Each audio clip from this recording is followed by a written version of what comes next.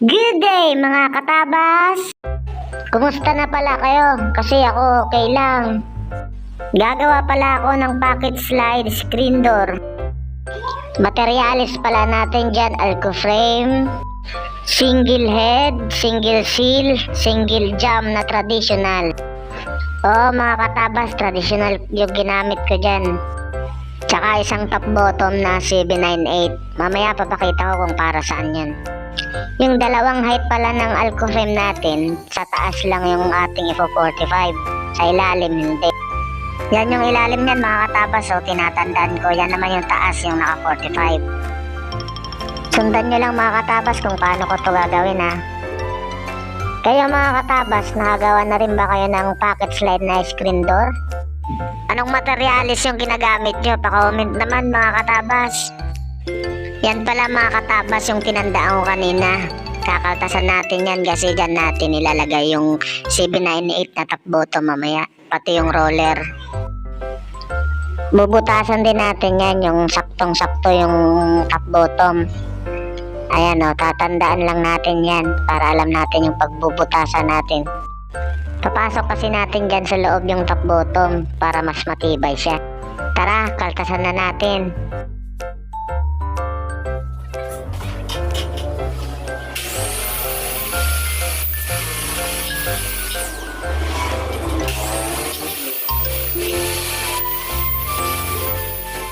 Yan na pala mga katabas oh. Ganyan lang yan pag kinaltasan.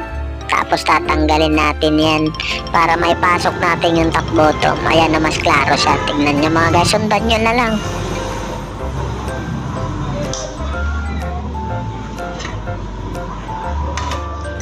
Yan pala yung purpose ng paggamit natin ng top bottom mga katabas. Kasi dyan natin ilalagay yung panel roller natin. Napansin niyo pala mga katabas, di ba mas malaki yung kaltas ko dyan sa may palikpik ng alco frame. Kasi lalagyan din natin yan ng alco frame eh. Ipapasok din natin yung top bottom natin na 798. Request nga pala ito ng customer natin mga katabas. Kasi maliit na yung space nila dun sa labas eh. Kaya pinagawa niya na lang pocket slide. Mas maganda din naman itong pocket slide mga katabas kaysa dun sa swing na screen door. Hindi ko na rin pala naipakita yung pagbuo ng frame natin, no? Yung traditional na single. Yan mga katabas, pinansyaran ko na pala para sa release natin. Yung CB98 pala na puncture yung ginamit natin dyan mga katabas. Yan pala yung weight natin sa baba. Napansin nyo hindi siya naka 45 diba? Kasi papasok natin dyan yung top bottom. Tatanggalin natin yung ilalim ng alco frame para may pasok yung top bottom. Naulan pala dito sa amin mga katabas. Ayan o. Sarap maligo no sa ulan. Tara mga katabas, stock muna tayo. Nilagang saba at mainit na kape. Yum! Sarap! Yung nasa likod ko pala mga katabas, yan yung fabricator namin ng UPVC. Si Tol Marvin. Shout out sa'yo Tol. Tara, lagyan na natin ng bala yung grinder natin. Siya nga pala mga katabas, hindi pala ako sanay gumamit ng grinder. Natakot kasi ako yung mga nakikita ko sa YouTube, yung tumatalsik. Katulad nito mga katabas oh. Ayan, tumalsik sa mata ko. Ginagrinder ko pala dyan mga katabas yung alco frame para may pasok natin yung CB98 na top bottom.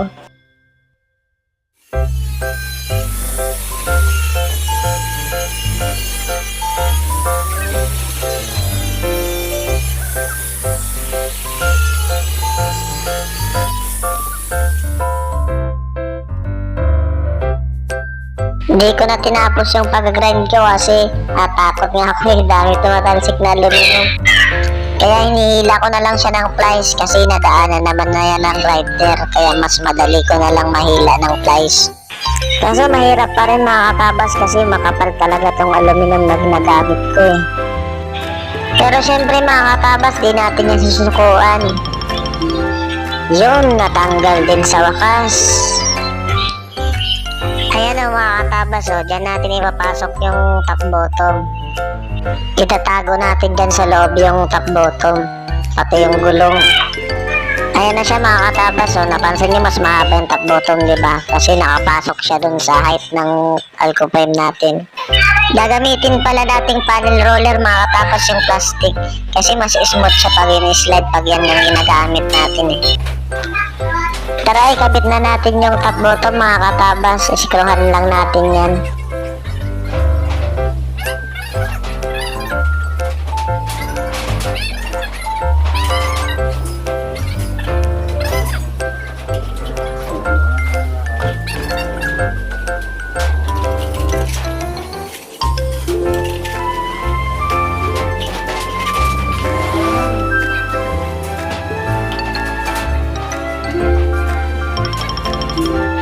Lagyan din natin ng bracket yung Alcoframe sa taas, yung naka 45.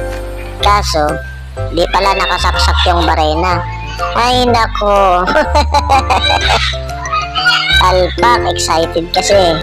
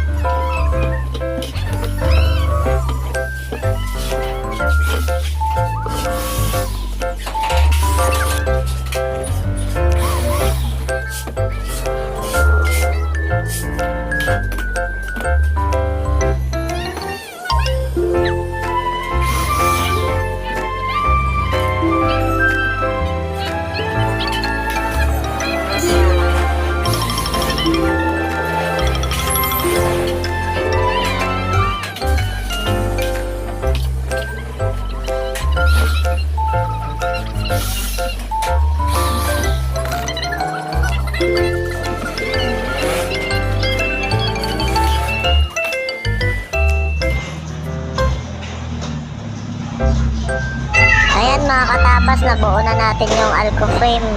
Naglagay din pala ako ng 1x4 dyan na pinakahamba niya mga katabas. Kasi tatama dun sa ano niya pag di tayo maglagay sa handle ng pintuan niya dun eh.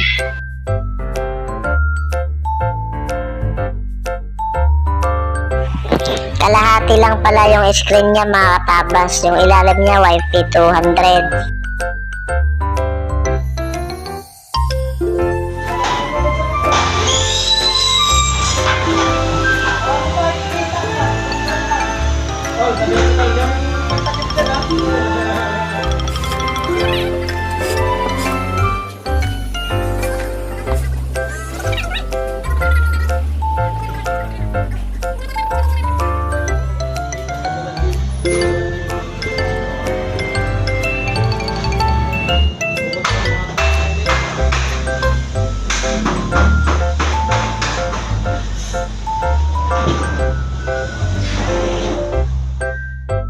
Ayan mga katabas, hindi ko na pala pinakita kung paano namin naikabit. Ang ganda diba pag pocket slide. Ang saya-saya nga ng customer natin dyan kasi nagawan daw ng paraan. Mga katabas, pa-support naman ako. Paki-follow, like, and share, at comment down. Salamat mga katabas. Hanggang sa muling.